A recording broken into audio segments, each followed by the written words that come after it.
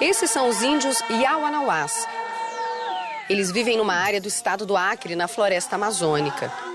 Os Yawanawás são um dos 235 povos indígenas que mantêm contato com a civilização. O Brasil tem hoje uma população indígena de 817 mil pessoas.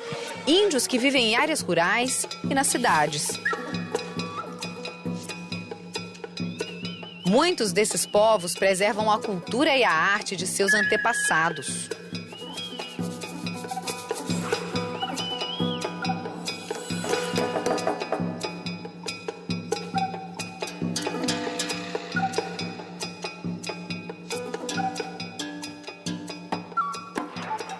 A gente olha para essas produções materiais dos índios e enxerga beleza, enxerga a arte, né? E essa arte é muito diversa porque os índios são diversos, né? Você tem mais de 235 povos no Brasil, cada um com uma tradição própria, com um jeito de estar no mundo, de entender o universo, de se relacionar, né, entre si, com a natureza, de modos muito particulares. E essa produção material deles é também muito particular.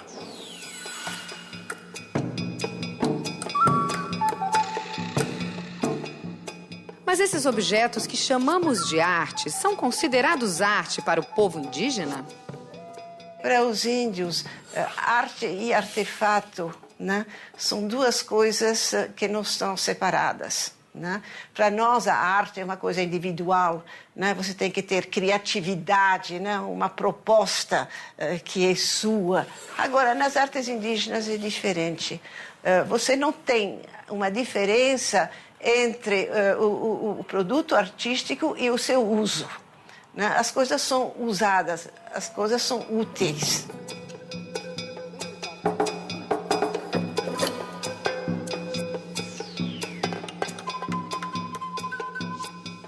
Essas são as águas do rio Oiapoque, no extremo norte do Brasil.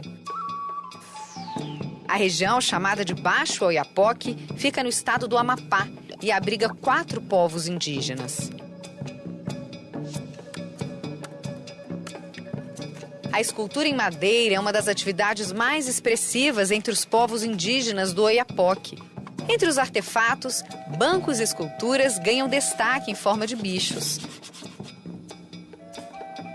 Cada peça é coberta por pinturas geométricas que contêm dezenas de significados.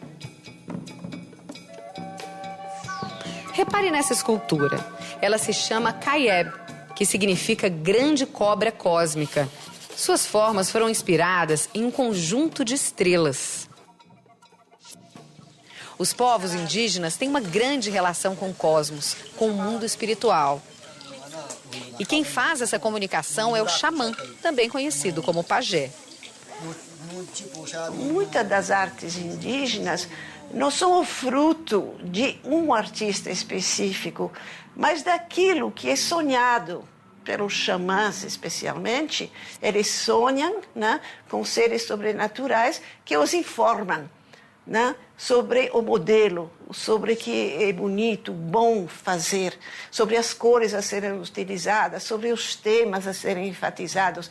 E aí o xamã depois, né, ele fala com a sociedade, ele fala com os artistas, que eles então vão executar, né, digamos, esses artefatos. Esses são os índios Assurini.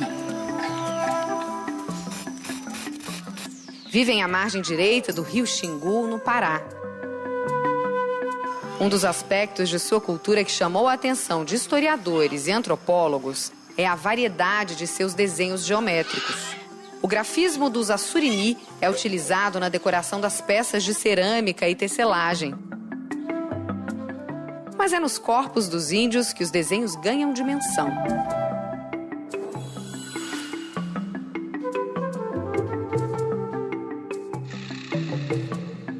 Cada padrão faz referência a elementos da natureza, como pele de onça e casco de jabuti.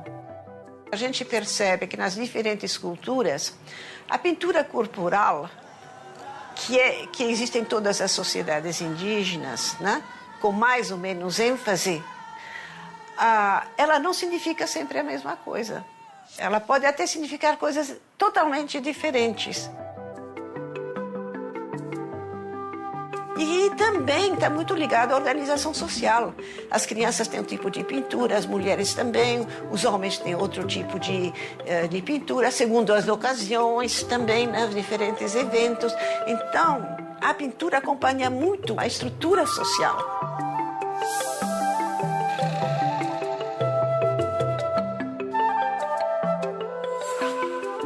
Hábeis na arte da cerâmica, as mulheres assurini buscam a perfeição em cada peça.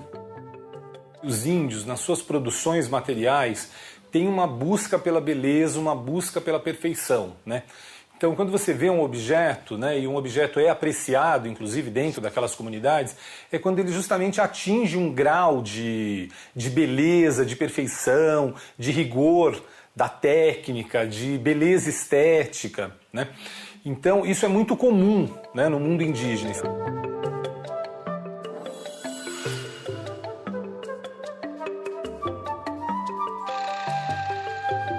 A beleza da fauna se reflete em outra modalidade da arte indígena, a plumária.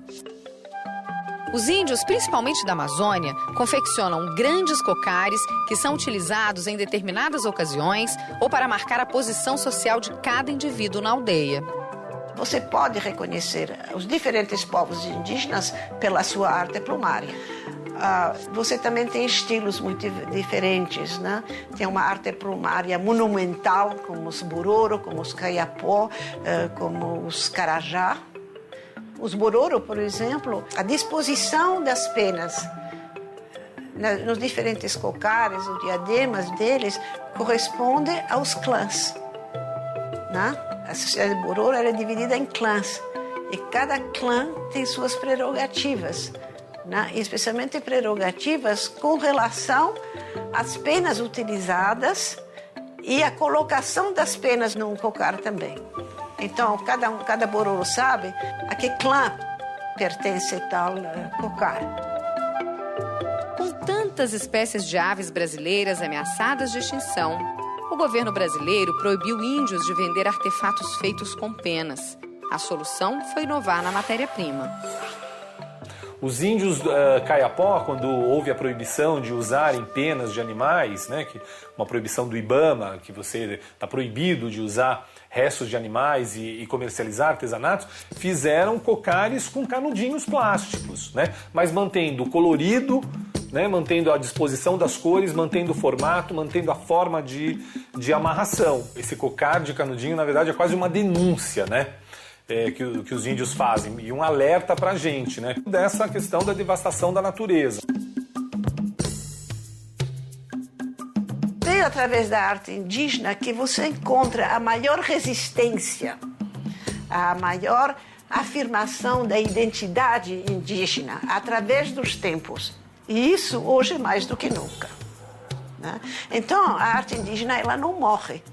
Ela não morre porque ela tem várias facetas, né? Várias funções, várias maneiras de expressar a realidade.